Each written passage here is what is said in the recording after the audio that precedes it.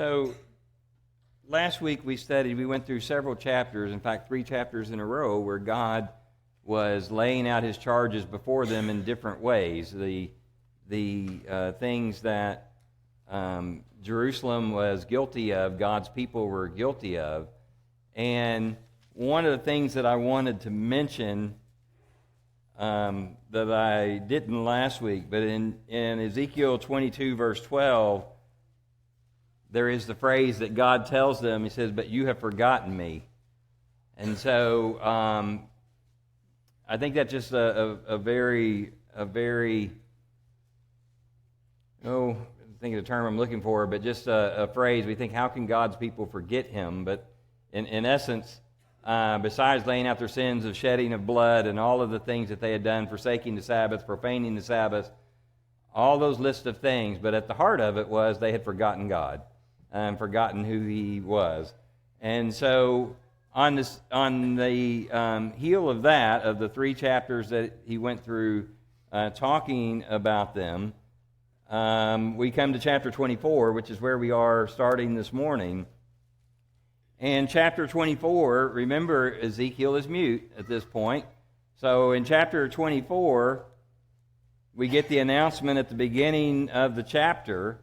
And one of the nice things about Ezekiel is he dates things. And so he starts in the 9th year in the 10th month on the 10th day, the word of the Lord came to him. So he's dating things as he goes through and as his prophecies. But he tells Ezekiel to write it down that on this very day, the siege of Jerusalem has begun. Nebuchadnezzar now has brought his troops up against Jerusalem. And you may recall back in chapter 11, there was an analogy that doesn't really, on the surface, make sense to us, because I think that the way the children of Israel use it would be opposite of the way that we would think. But you remember in chapter 11, they were talking about we're the choicest meats in the cauldron. And they were actually using that analogy to say, we're the meats and we're in this iron cauldron to say that we're going to be protected. We think about cooking meat as being destructive to the meat, right? I mean, that's what we would think about. Somebody's being cooked in a cauldron. We don't usually take that in a good way. And actually in Micah 3 verses 1 through 4, the prophet there uses it in the way that we would typically think about it. When he's leveling his accusations against Judah at that time, he basically telling them that, in their treatment of their fellow man, they basically cooked them like they were in a cauldron, bones and all. And that's the way we would use it. But that's not the way they were using it here in previous chapter, in verse 11. The people in Jerusalem were saying, we're in the cauldron, the fire's on the outside, we're going to be protected. Jerusalem will be protected. So God tells Ezekiel, now he starts...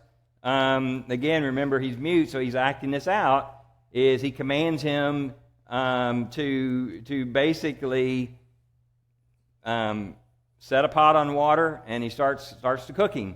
So they're watching him. Remember, everybody's watching Ezekiel, what he's doing.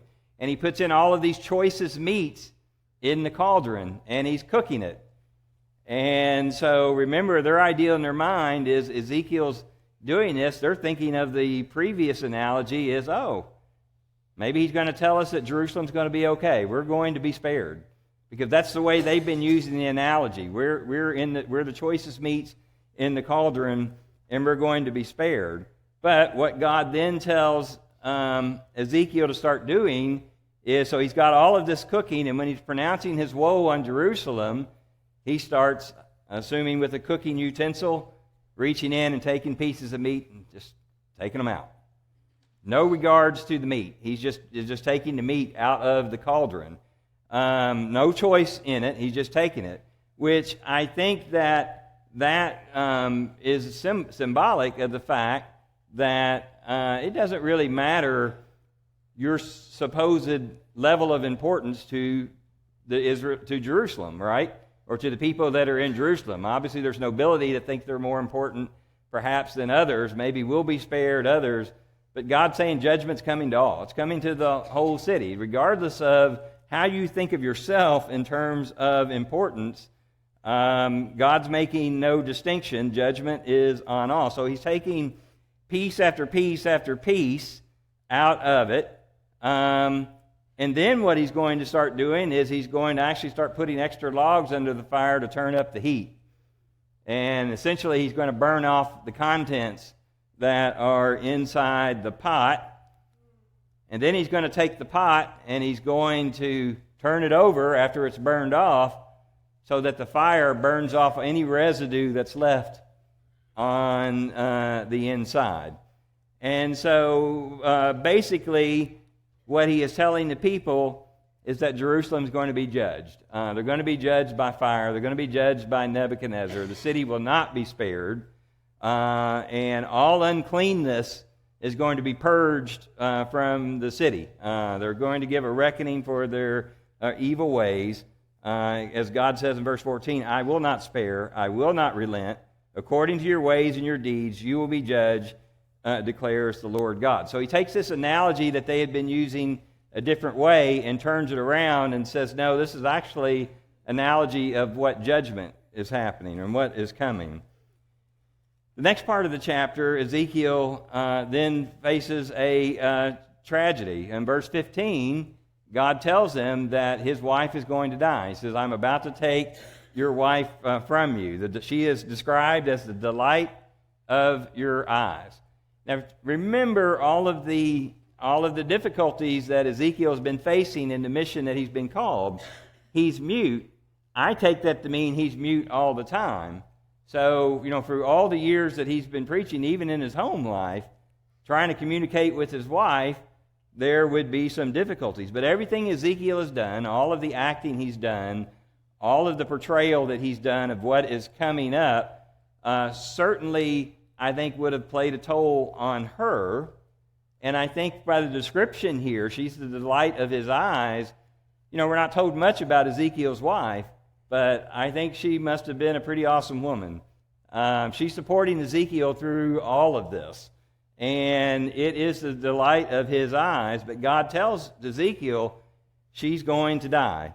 And she's going to be taken away from you at a stroke. But his command to Ezekiel is that he is not to mourn. You shall not mourn or weep, nor shall tears run down. You can sigh, but not aloud. Make no mourning for the dead. And so he is not to do mourning. Now, remember back in this culture, our culture is a little bit different, perhaps. We do mourn for our dead, but our mourning period, I think, compared to them, our mourning period is typically pretty brief. It's only a few days. My understanding of culture, somebody died. The person that was left may have dressed in mourning clothes for a year, maybe. It's a long period of time that they would have been mourning and not really partaking in part that much in society.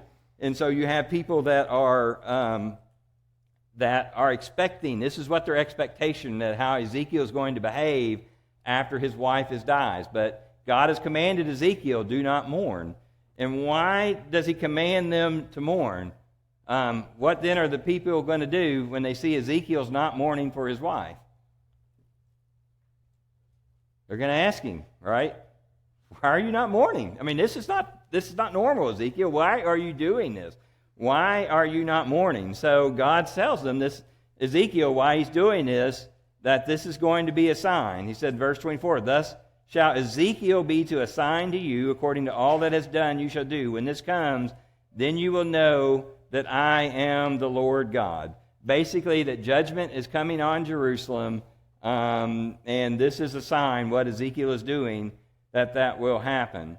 But at the end of the chapter, we're then told that when the news of the siege and the destruction of Jerusalem reaches the exiles that are in Babylon, of which Ezekiel is part of it, in verse 27, on that day your mouth will be open to the fugitive, and you shall speak and no longer be mute. So you will be a sign to them, and they will know that I am the Lord. So what's going to happen is after the destruction of Jerusalem, news is eventually 6 months or so, or maybe longer, is going to get back to the exiles that Jerusalem has been destroyed. And when that word comes, God tells them, I'm going to loosen your tongue. You're no longer going to be mute. You're going to be able to speak freely. And this is all to be a sign to them so that they will know that he is the Lord. All right, Ezekiel 25. So starting in 25 through 32 is we're going to have judgment on the nations, or we're going to have prophecies that are going to be made to the nations. In chapter 25, the initial prophecies go to the Ammonites and the Moabites and the Edomites and Philistia. What's the significance of those four countries? Think of it geographically is what I'm asking. What would these countries be? Yeah, they're the border. They're the border countries that are around them. And what might the border countries be thinking, perhaps, if Jerusalem and is taken out of the way? They would celebrate, and that's one of the things they're going to be accused of, but they're also thinking expansion. We could take it. Hey, well, we got this country. We could take the land. And so to the exiles, one of the things they're going to be concerned about with all the judgment that's going to be on Jerusalem, remember they've already asked the question, has God abandoned his people? One of the things that they're going to be wondering about is how are we going to go back to our land if we lose our land and all of our neighbors take it? We're not going to be able to go back. And so this is also going to be some assurance against them. In Jeremiah, let's turn over to Jeremiah, the 27th chapter.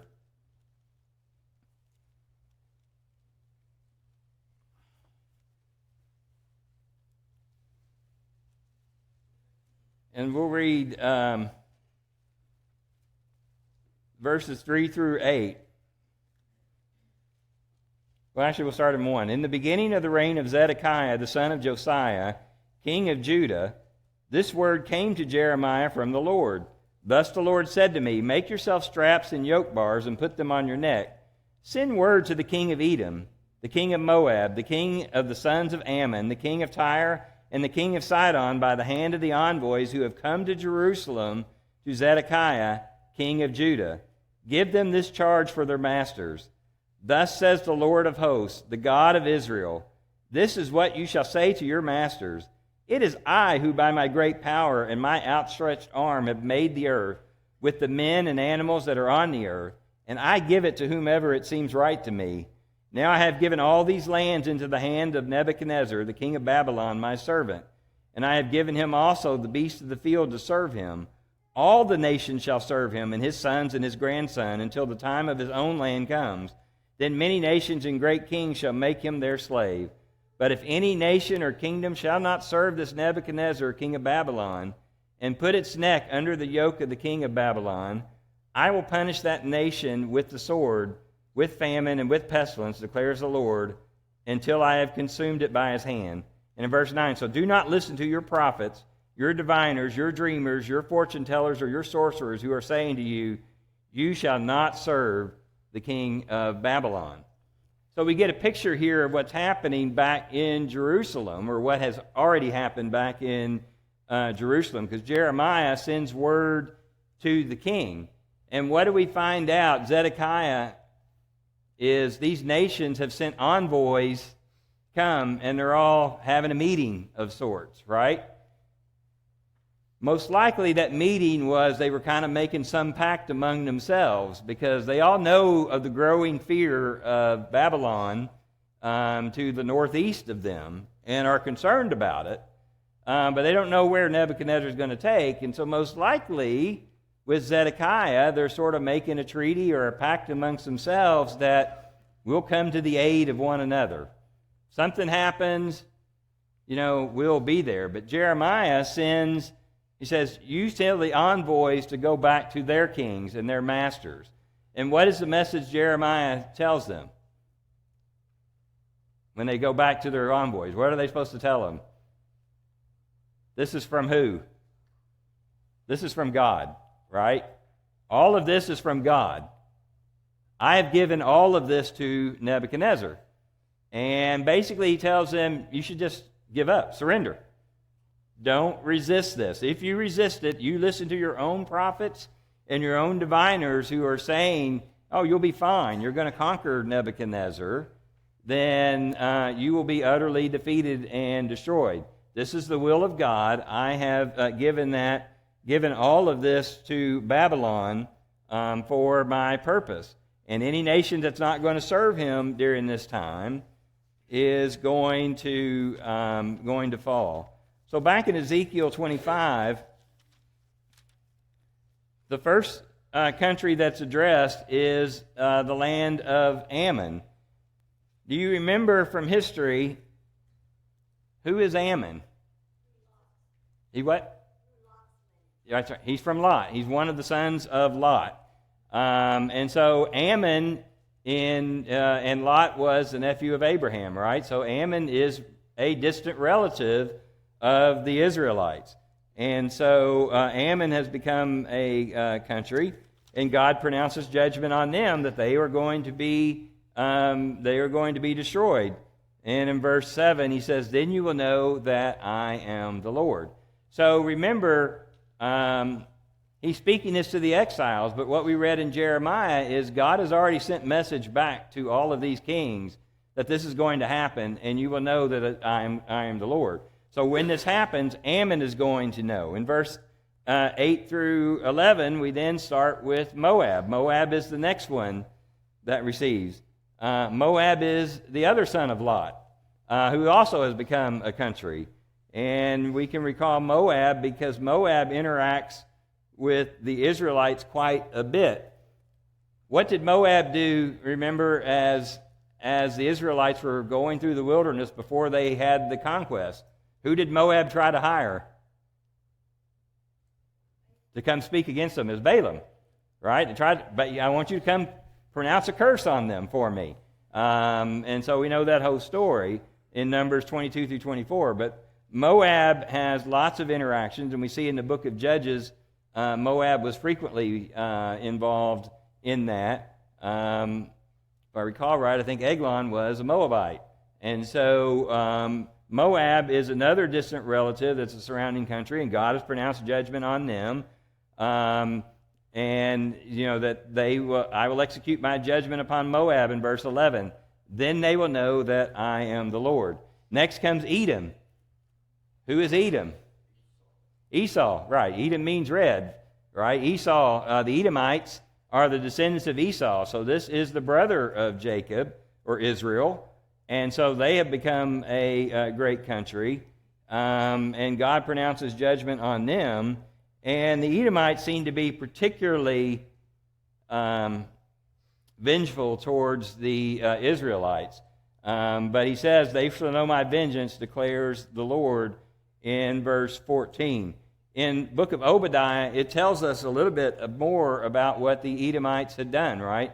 The book of Obadiah, the prophet there, is a prophecy against the Edomites. But apparently the Edomites were blocking the way out of Jerusalem, so people from Jerusalem couldn't escape, and the ones that got loose they captured and gave to the Babylonians.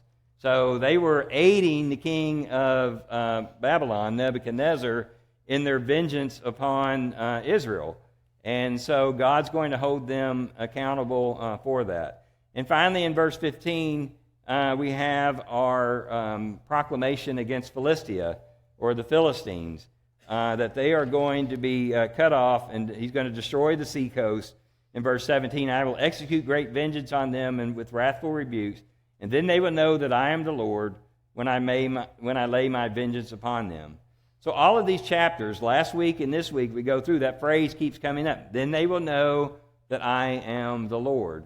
But this is not in a vacuum here to the exiles. I wanted to point out, and that's why we read in Jeremiah 27, 3 through 8, is what we read there, is that God had sent word back to these people to know what they should do. He just told them to give up. It's going to be better for you if you give up. But in essence, God has made himself known to these people. And I'm going to make a little bit more point about that later. So these countries are all going to know that they are that God is who He is and in control. And so much for the pact that they made, because, at least for the exiles and the people in Jerusalem, none of these countries seemingly came to their aid when Nebuchadnezzar laid siege on Jerusalem. But again, all of these countries are going to be judged for that. Moving into Ezekiel 26. So here we start with the prophecy against Tyre. And we need to spend a little bit of time in that because there have been some discrepancies that have been alleged, and we're going to try and address that.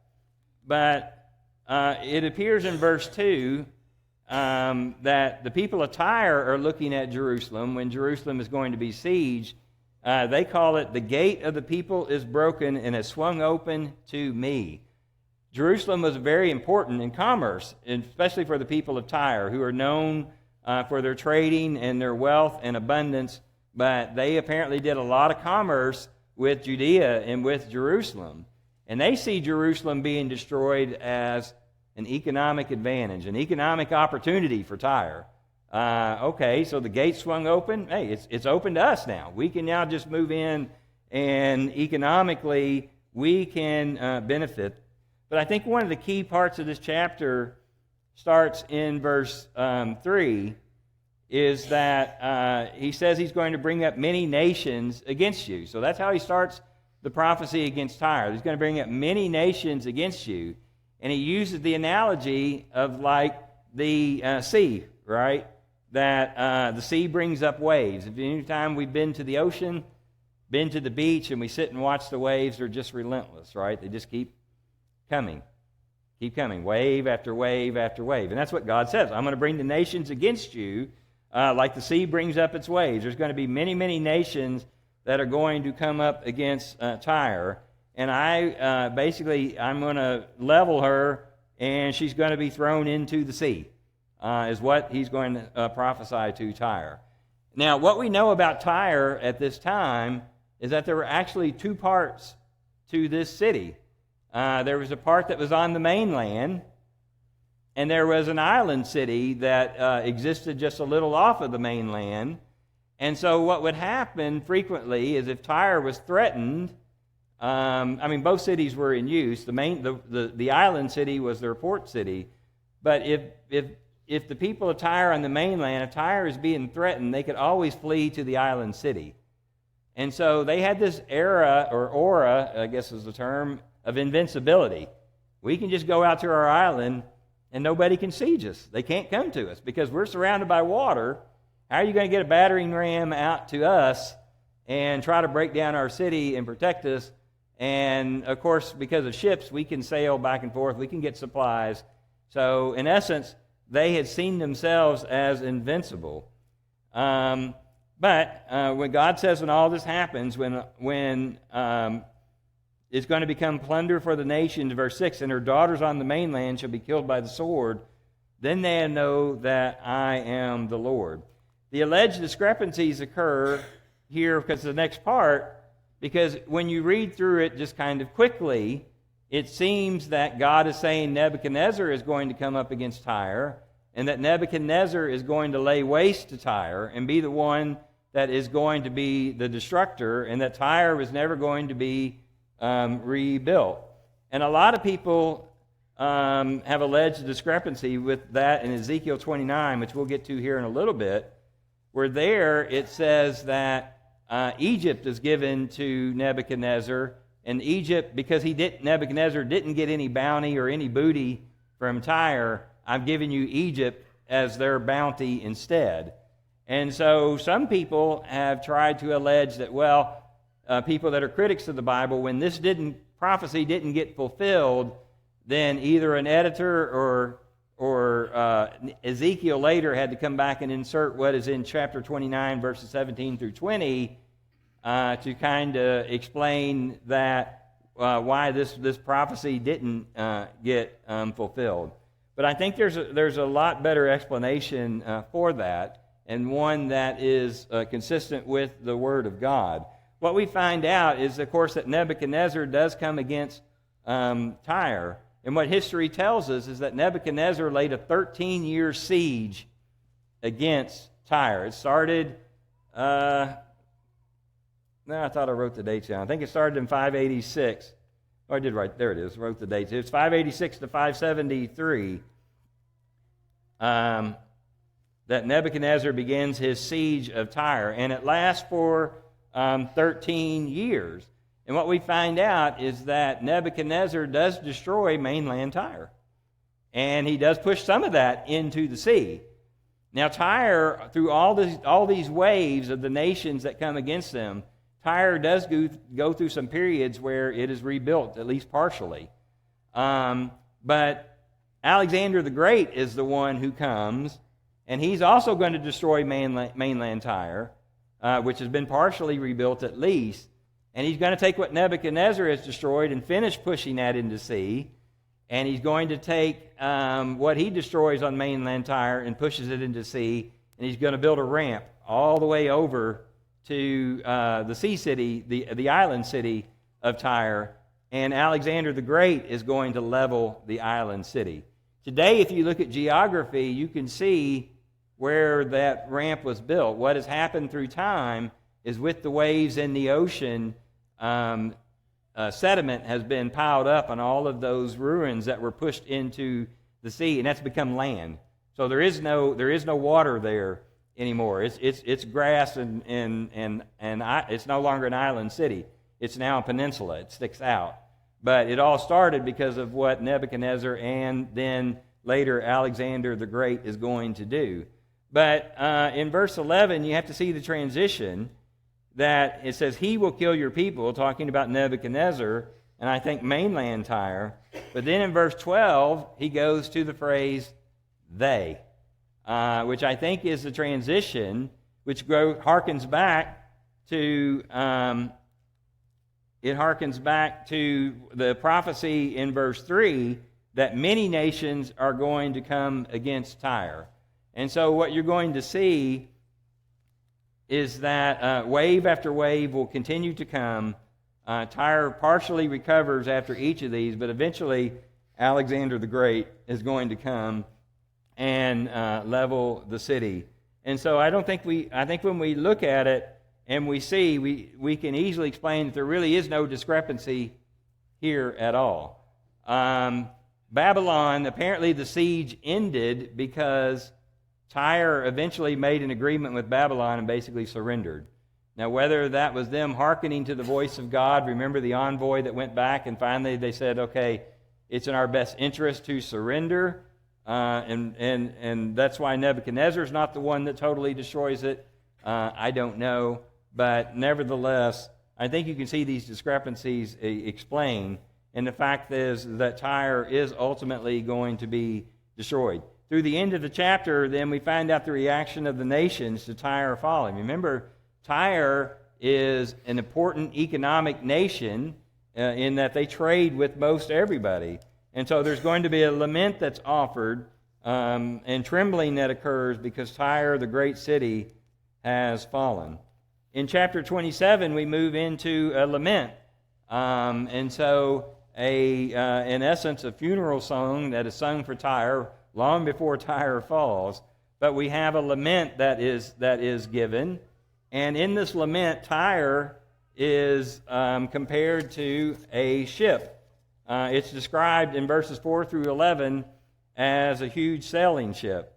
In verses 12 through 25, we find out that this ship is laden with cargo, and again, that's from their trade with all of the nations. They exchanged horses, jewels, ivory, ebony. Syria did business. But we find out in verse 17 that one of her trading partners is Judah. Judah and the land of Israel traded with you. They exchanged merchandise with you, wheat and meal, and honey and oil and balm. So they did great business with the land of Tyre. And so in 12 through 25, what we find out in this lament, this song, Tyre being described as a great ship, we find out it's laden with cargo. It is just filled with cargo from all that it has done and traded. But in verses 26 through 29, what then God says, you're so filled and heavy laden in the heart of the sea, but disaster is going to come upon the ship. the ship is going to become shipwrecked, and it's going to become shipwrecked within visible distance of the mainland. I think, easily has reference to the island city is going to be destroyed, but Tyre is going to become shipwrecked by a fierce storm. And so a fierce storm that's going to happen, which is the judgment that is on Tyre, and she is going to be destroyed, and her ship is going to sink with all her cargo right within sight of the mainland. And then starting in verse 30 through 36, through the rest of the chapter, the people are again going to mourn and lament for the fact that Tyre has been destroyed and has disappeared. So that's chapter 27. So I know we're moving kind of fast, but chapter 28, let's look at chapter 28. Again, another prophecy in chapter 28 against the prince of Tyre. And so what we're finding out is that God's judgment against the land of Tyre is because of the people of Tyre and because of their behavior of Tyre, especially the king. In chapter 28, verse 1, the king the Lord accuses the king and tells the king of his pride. Because your heart is proud and you have said, I am a god, I sit in the seat of the gods in the heart of the sea, but you are but a man and no God. Now, we do not have any record of the kings of Tyre proclaiming themselves as deity. Unlike Pharaoh and some of the other countries, Nebuchadnezzar, that proclaim themselves as a deity. And I don't think that we need to consider that also a discrepancy, because I think from God's perspective, what he's saying is, you in your arrogance, you act just like you think you are a god. Whether you think that or not, or proclaim that or not, your behavior is you act like, I am a god, we are invincible, we're sitting here in the heart of the seas, but God says, but you are a man and no God. Though you make yourself out, your heart to be like the heart of a god. In verse 3 of the lament, he says, you are indeed wiser than Daniel. Now remember, in Ezekiel chapter 14, we had brought up that God had said to the people, the exiles, that if Noah or Daniel or Job were living in Jerusalem, I still would not spare it. I would save their lives, but I'm not going to spare the city. And we made the point then that some critics or some people believe, not sure that this Daniel is the Daniel that we know of as Daniel from the book of Daniel. And there's reasons for that, and I don't want to rehash all of that. Even though I think that the Daniel mentioned in the earlier account of Ezekiel is the Daniel that we know, and part of it is this verse right here. Because what is ascribed to Daniel here in this lament for Tyre? He's wise. And what was Daniel known for from the book of Daniel? His wisdom, right? He testified before nobility. And so Nebuchadnezzar would always call Daniel, he had this dream that he could not interpret because Daniel's of reputation for his wisdom, even though Daniel always told that it's not in me, this all comes from God. But he says, you are indeed wiser than Daniel. And this is a little bit of hyperbole. He says, no secret is hidden from you. He's not like Daniel in that God is communicating him with directly, but it's a little bit of hyperbole in the sense to say, you're a very wise man from a worldly perspective. Because look what the king of Tyre has done. By your wisdom and understanding, you have made wealth for yourself. You have gathered gold and silver into your treasury. By your great wisdom and trade, you have increased your wealth. Business-wise, Tyre was on their A game. They had it. Economically, they were flourishing, right? They were just, and part of it is because they were good business people. He's telling the king, you're very wise and very astute when it comes to that. But look what that did at the end of verse 5. Because of that, your heart has become proud in your wealth. So, that has led him to his arrogance and to his pride. And so, what ends up happening in verse 7 through 10, I'm going to bring foreigners against you. The most ruthless of the nations are going to come and attack you. In essence, they are going to destroy you. In verse 9, will you still say, I am a god? in the presence of those who kill you. Verse 10, you shall die the death of the uncircumcised by the hand of foreigners, for I have spoken, declares the Lord God. So this prophecy is that the king of Tyre is going to be brought down and be destroyed. Through the rest of the chapter, he's going to now issue a lament for the king. And he starts by telling him, you were the signet of perfection, full of wisdom, in verse 11, and perfect in beauty. You were in Eden, the garden of God. And again, he's in referencing this, what he's trying to say with your wealth, because look at all the jewels. Eden has become a metaphor about how great Tyre has become. Just like back in the garden, how everything was perfect and beautiful and great in the garden. Tyre has built themselves up to such, they have such wealth. Look at all the jewels they have, the trading that they had done, just all of the bounty that they had is kind of like they were in the Garden of Eden. They had so much everything.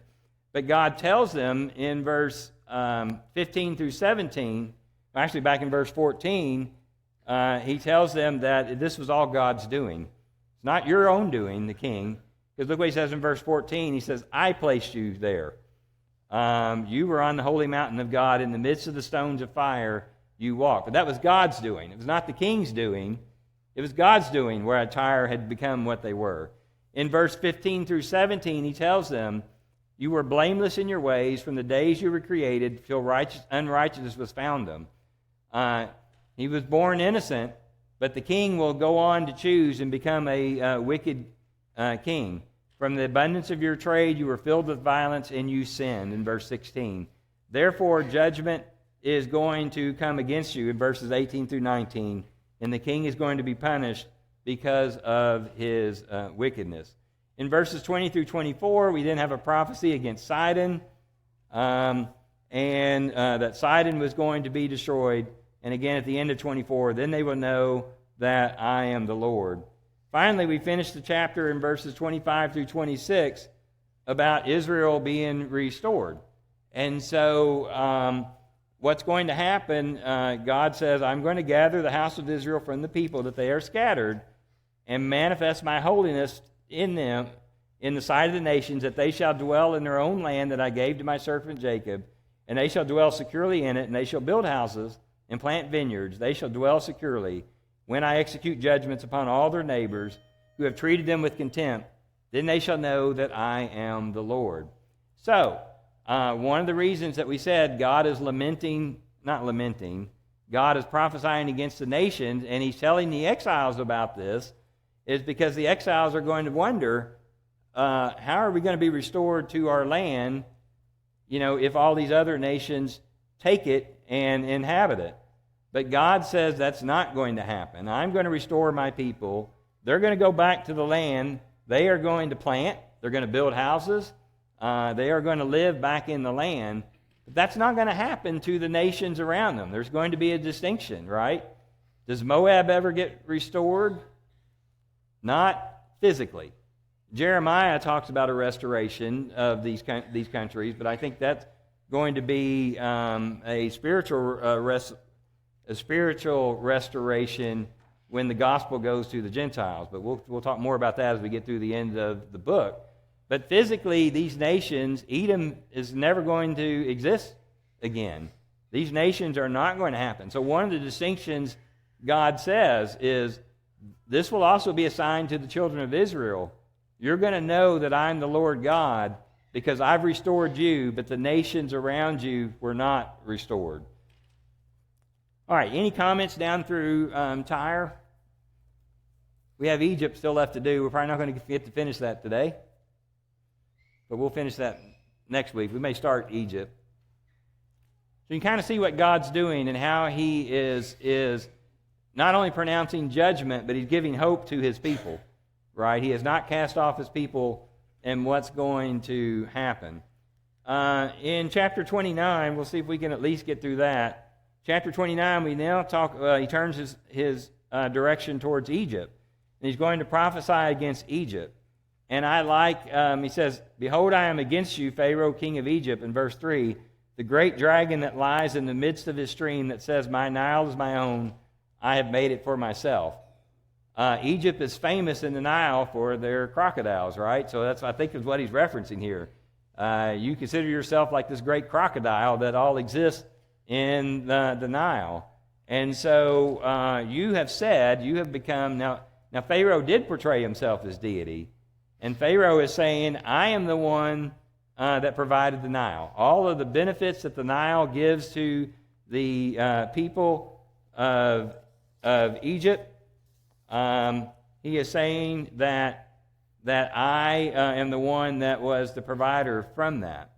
Now remember that Egypt had considered, not Egypt, who did Zedekiah appeal to try to help come save him from Nebuchadnezzar? It was Egypt. So part of the reason this prophecy here too is he's dispelling any hope that the exiles might have that Jerusalem is going to be saved. No, Egypt's not going to save you. Egypt's under judgment herself. She's going to be judged. And so he goes on to say basically that God is going to defeat Pharaoh and his armies. He's going to cast them down, and the fish of his stream are all going to be cast out, and they are going to be destroyed, and food for the beasts of the field. In verses 6 through 7, Egypt is described as the staff of a reed. And this is kind of interesting because in Isaiah 36:6, we find out that when Assyria came against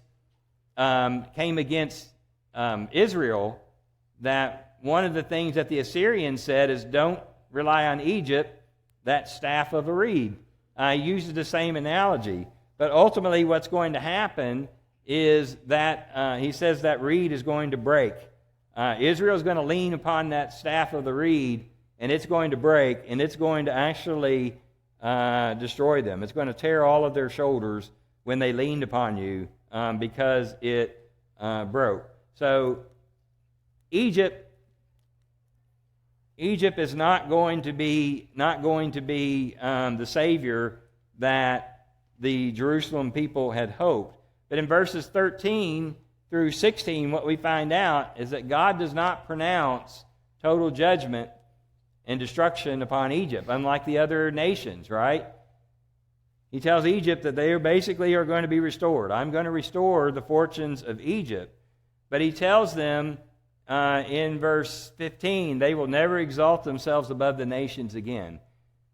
Nebuchadnezzar basically finishes Egypt in their role of dominance. We have to realize that for some, 1,500, 2,000 years, Egypt had been a mighty ruling nation over most all of the nations around them. And God said that will never happen again. And they will never be the reliance of the house of Israel again. And so they're going to be restored, but they're never going to rule over the nations. And then in 17 through 20, through the end of the chapter, we find out that God says, this is because I'm giving bounty to Nebuchadnezzar for doing my will. Because Nebuchadnezzar, their soldiers grew weary in their siege against Tyre, and it went for 13 years before Tyre surrendered and started paying tribute to Babylon. But what ended up happening is their soldiers didn't get much bounty from that. And he says they're going to plunder Egypt instead. And that's going to be my reward to them for executing my will. All right, so we're to chapter 30 next week. Don't worry, starting next week we're going to slow down a little bit. Next week we're supposed to do chapters 33 and through 34. But we can see the judgment that is occurring against the nations before the rest through the end of the book is basically going to be hope to the people of Judah and the future, what's happening.